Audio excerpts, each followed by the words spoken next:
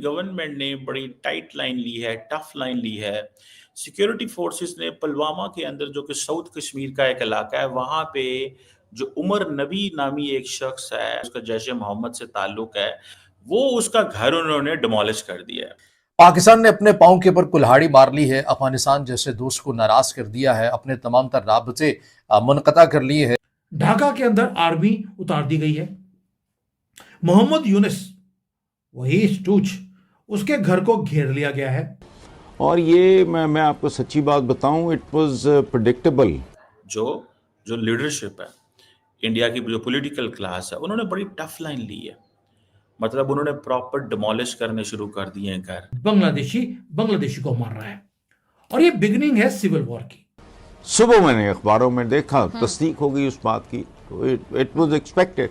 अफगानिस्तान के पास मुतबादिल प्लान भी तो बहुत ज्यादा है, लेकिन इसका जो असल नुकसान है वो पाकिस्तान को ज्यादा होने वाला है और पाकिस्तान की मईशत तो वैसे ही ज़बूहाली का शिकार है। आटे की बोरी की कीमत में 12% इजाफा एक संगीन मुआशरती मसला बन चुका है। सवाल यह है कि आखिर ऐसा क्या हुआ कि चीन जैसा स्ट्रेटेजिक पार्टनर अपना हाथ खींच रहा है। भाई नक्शा आपने निकाला नया, और अपने ही कंट्री का नक्शा चेंज होने वाला है इनका, बांग्लादेश का। उन्होंने ये कहा है जी कि ये जैश मोहम्मद के डॉक्टर मेडूल हैं। नमस्ते दोस्तों, जय हिंद। हिंदुस्तान स्पेशल में आपका स्वागत है दोस्तों। जैसा कि दोस्तों आपने क्लिप में देखा, दिल्ली के लाल किले के पास बम धमाका करने वाले आतंकी उमर मोहम्मद के घर को उड़ा दिया गया है। पुलवामा में सुरक्षा बलों ने यह बड़ा एक्शन लिया। उमर मोहम्मद वही आतंकी है जिसने फरीदाबाद से आकर दिल्ली के लाल किले के बाहर कार ब्लास्ट किया।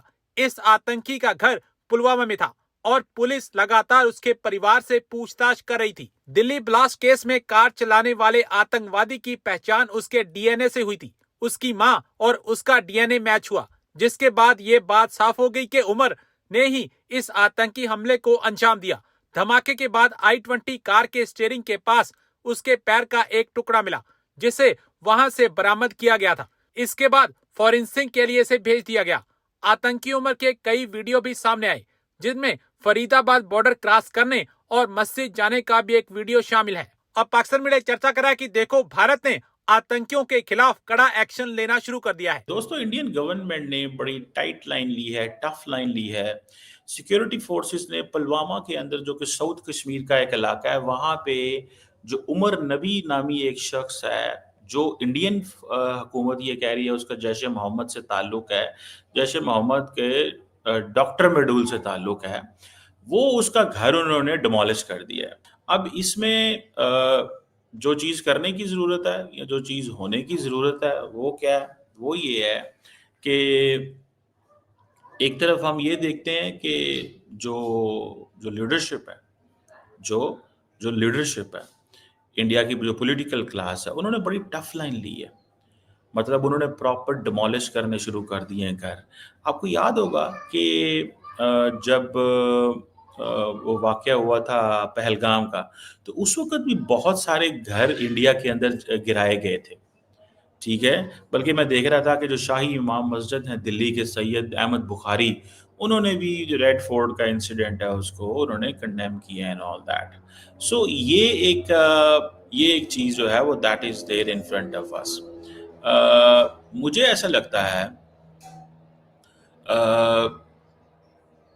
अगर आप इस चीज़ को थोड़ा सा जस्ट इसको स्टडी करें, जो इंडियन गवर्नमेंट ने किया है कि ये जैश मोहम्मद के डॉक्टर मेडूल हैं, मतलब उससे लिंक करें पाकिस्तान के साथ इस अंदाज से कि जी ये डॉक्टर मेडूल है, ठीक है जी, ये क्या है? डॉक्टर मेडूल है। लेकिन इन रियलिटी क्या होगा कि वो जो कश्मीर के अंदर लोग हैं उनको ये टाइट करेंगे। मुझे तो नज़र कम से कम यही आ रहा है। अब इसका क्या स्ट्रक्चर हो सकता है? क्या वो जिसे कहते हैं ना, आगे से फ्यूचर में क्या प्रॉब्लम हो सकती है?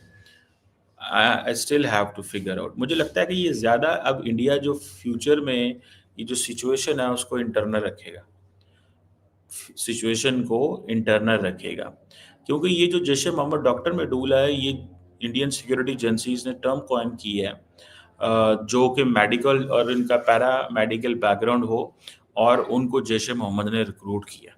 ठीक है जी।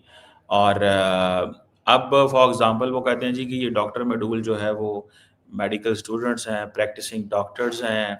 अब जैसे ही वो मैप निकाला है, बांग्लादेश में आग लग जाती है, लिटरली आग लगी हुई है। और इधर से हमने बिहार जीत लिया, जहां पर अभी आपको दिखेगा कि 1.5 करोड़ जिहादी जो बांग्लादेश से इलीगली भारत में आ गए थे वो वापस आएंगे।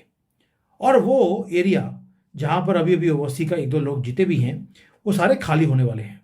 क्यों कह रहा हूं, उसका रीजन है, अब जो जिहादी हैं बांग्लादेश के, वो एम्बोल्डर हो रहे हैं, वो सड़कों पे आ रहे हैं, बसेस को आग लगाई जा रही है, बॉम्ब ब्लास्ट हो रहे हैं, गन फायर हो रहा है। अब ये तो इनके खिलौने हैं, बस को आग लगा दी, बॉम्ब फेंक दिया, गोली चला दी, लड़कियां उठा ली। अब भारत में ये हो नहीं सकता। तो ये जो 1.5 करोड़ जिहादी जो बिहार में बैठे हैं, अब वो जाएंगे, उनको मालूम है इनके दिन अब यहां पे चलने वाले नहीं है। और जो बॉम्बशेल वहां पे बांग्लादेश में हो रहा है, ये अभी और इंक्रीज होगा। भाई इन्होंने पूरा नॉर्थ ईस्ट अपने नक्शे में डाल लिया था, सपनों में। अब वहां पर प्रोटेस्ट अब बंद नहीं होंगे। 2 साइड्स हैं जो लड़ रही हैं आपस में, दोनों के पास हथियार हैं और दोनों युद्ध करने के लिए तैयार हैं। बांग्लादेशी को मार रहा है और ये बिगिनिंग है सिविल वॉर की। अब बात करते हैं डिटेल में। भाई नक्शा आपने निकाला नया, और अपने ही कंट्री का नक्शा चेंज होने वाला है इनका, बांग्लादेश का। और इनका चिकन नेक 2 हैं। अब ये हमारे चिकन नेक के ऊपर इनकी नजर थी, इनके दोनों चिकन नेक अब काटे जाएंगे। क्यों देखिए क्या है, ढाका के अंदर आर्मी उतार दी गई है। मोहम्मद यूनिस, वही स्टूच, उसके घर को घेर लिया गया है और उसे किला बना दिया कि कहीं ये मर ना जाए, क्योंकि बड़ा इंपॉर्टेंट है, उसके नाम में मोहम्मद है भाई।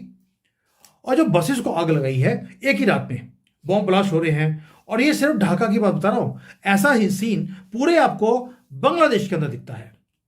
आर्मी को सड़कों के ऊपर निकालना पड़ा। अब आप देखिए महादेव की क्या कृपा है, 2 कंट्रीज अलग अलग हुए, हमारे से पैदा हुए हैं, पाकिस्तान और बांग्लादेश। दोनों के अंदर सीन सेम है, आग लगी पड़ी है, सड़कों पे बॉम्ब ब्लास्ट हो रहे हैं, कर्फ्यू लगाना पड़ रहा है, नॉटम इशू हो गया कि कोई फ्लाइट ऊपर से ना जाए, और मल्टीपल सिटीज दोनों जगह पे आग लगी पड़ी है। और दोनों जगह पे जो उग्रवादी हैं वो सड़कों पे आ गए।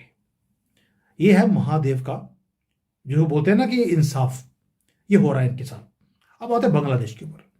वहां पे जो अवामी लीग है, वही शेख हसीना की पार्टी के वर्कर्स, वो सड़कों को ब्लॉक कर रहे हैं। और जो वहां के मिलिटेंट्स हैं, जो उग्रवादी हैं, जिहादी हैं,